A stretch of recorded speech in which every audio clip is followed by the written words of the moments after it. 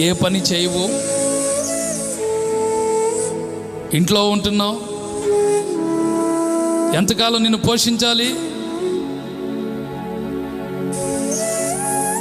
అని ఒక వ్యక్తిని భార్య పిల్లలు మాట్లాడుతున్నారు.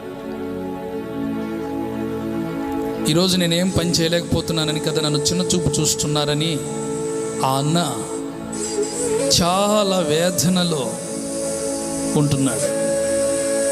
ప్రభు మాట్లాడుతున్నాడు, అన్నా నీ హృదయాన్ని చూస్తున్న యేసయ్య నీకు ఆరోగ్యం ఇవ్వబోతున్నాడు. నీవు మరలా మునుపటి కంటే అధికమైన పని చేయబోతున్నావు. శ్రేష్టమైన ఈవులు నువ్వు సంపాదించబోతున్నావు.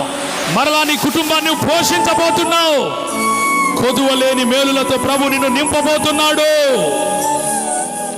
ఈ రాత్రి యేసు దగ్గరికి రా. నువ్వు దూరాన ఉన్నావు, యేసయ్య నిన్ను